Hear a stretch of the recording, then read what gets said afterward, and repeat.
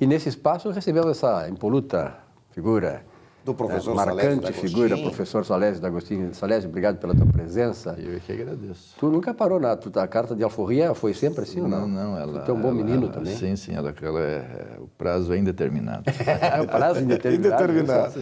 Está contabilizado que é o prazo indeterminado. É isso aí, não tem. Pode vir o que vier. E aí, o que vamos explorar no mestre Salésio D'Agostinho? Pois olha, nós temos uma pergunta que vem do contador Luiz Alberto Romero, de Caxias do Sul. Um abraço ao contador Luiz Alberto Romero, muito obrigado pela sua contribuição. Professor Salésio, a pergunta é a seguinte: o senhor poderia nos explicar por que a depreciação tem que ser contabilizada em conta distinta? Esta é uma pergunta. Então, e como se calcula essa depreciação? Uma pergunta muito interessante, muito importante para estudo, para debate. E o seu esclarecimento, professor. Muito bem. É uma questão técnica, né? Que quando se fala em depreciação, o próprio nome já diz, deprecia, desvaloriza. Desvaloriza o quê? Desvaloriza os bens adquiridos para ser incorporado no imobilizado. Então, você sabe, né, que quando se compra alguma coisa, quando se compra um bem, né, nós temos que classificar esse bem, se esse bem é para ser realizável, para ser vendido, né, ou para ser usado, ou para ser especulado. Então, nós temos 3 classificações. Eu compro para realizar, para vender, ou eu compro para usar, ou eu compro para especular.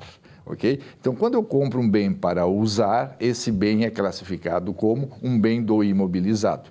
Tanto é que a própria legislação federal, ela conceitua quais são os bens que devem figurar no ativo imobilizado. Então, a legislação estabelece que tu classifica-se um bem no imobilizado quando o bem tem que ser corpóreo, né? Ele tem que ser corpóreo, né? E esse bem destina-se à manutenção da atividade ou exercido com essa finalidade. Mas veja só, compra um bem para exercer a atividade ou com essa finalidade. Então, quando se diz assim, com essa finalidade, assim, bom, mas para lá. Se eu sou o gestor da empresa, compro uma caminhonete cabine dupla, último modelo. Muito bem. Esse bem é da empresa, mas eu uso esse bem. Esse bem é classificado como imobilizado.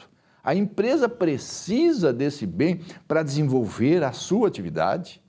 Esse bem exerce essa atividade de funcionamento da atividade.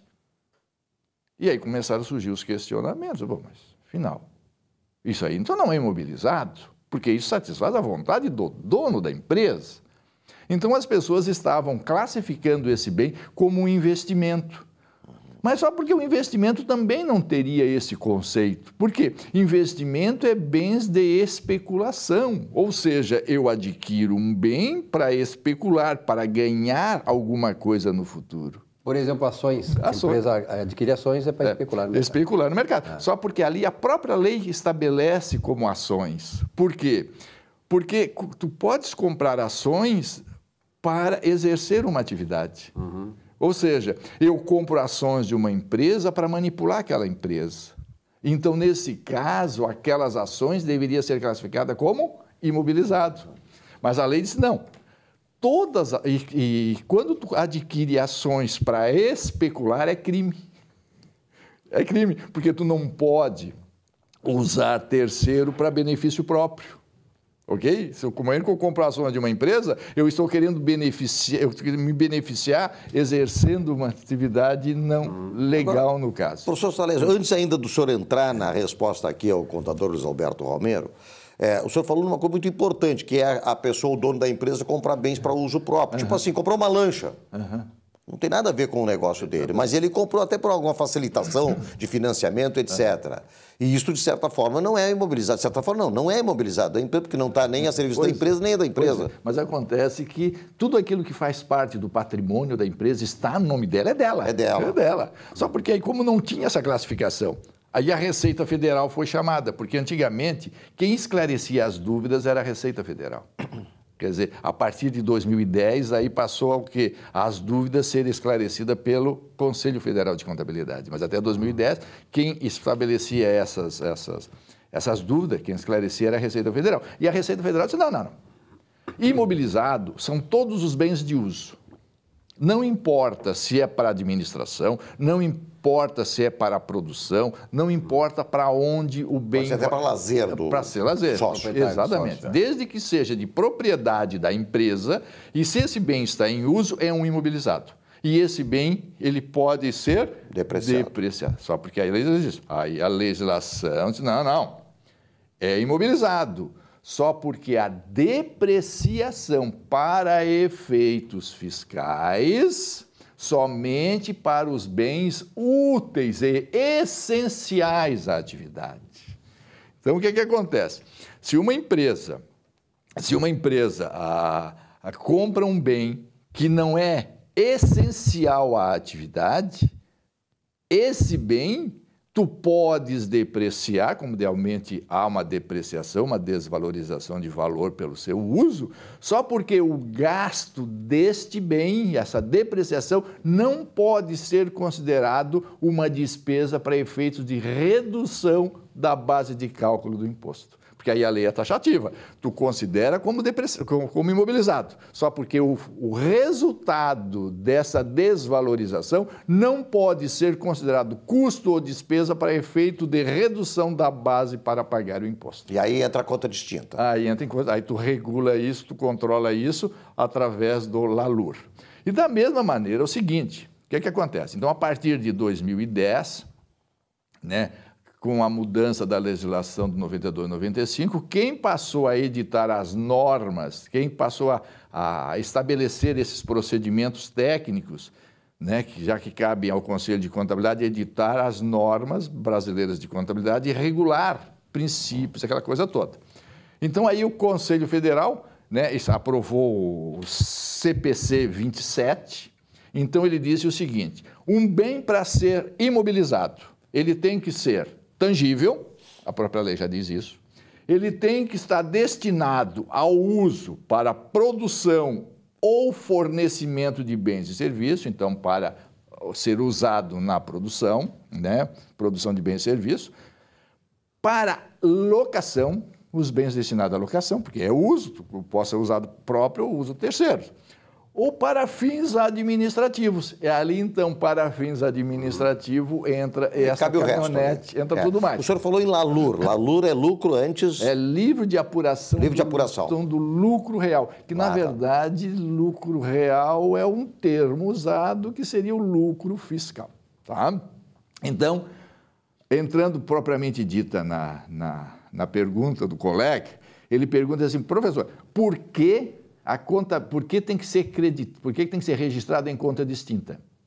Por dois aspectos. Primeiro, porque a legislação societária estabelece que a depreciação e amortização tem que ser em conta distinta. Então, por que isso? Porque o gestor precisa saber o quanto aquele bem teve a depreciação. Tá? Teve de depreciação.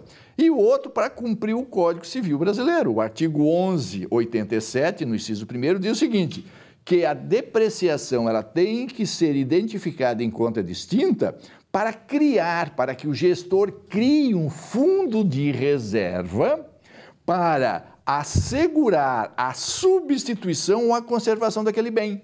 Então, eu preciso saber o quanto eu paguei pelo bem e quanto aquele bem já foi depreciado e o valor daquela depreciação tem que ser constituído um fundo de reserva para fazer a devida reparação ou a devida substituição.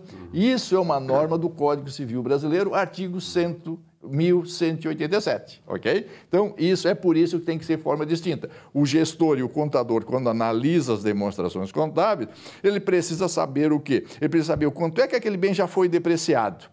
Com isso, ele diz assim, olha, eu preciso ter essa reserva para depois restituir aquele bem, para repor aquele bem, tá?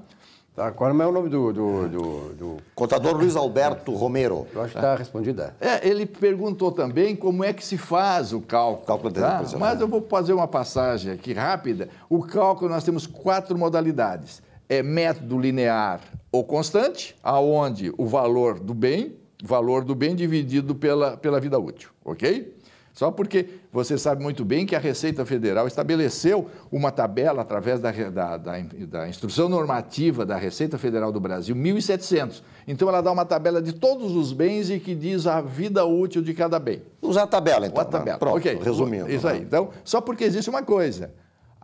O Conselho de Contabilidade estabelece de uma outra maneira. Diz o seguinte, olha, a depreciação é o valor, é o custo de aquisição, menos o valor residual, menos o valor residual, esta base é que serve de depreciação. E aí a Receita Federal diz o seguinte, olha, se vocês usarem o método usado pela contabilidade diferente do método do fiscal, esta diferença vocês podem acrescentar no LALUR para efeito de redução da base de cálculo. Depois nós temos as cotas variáveis, né?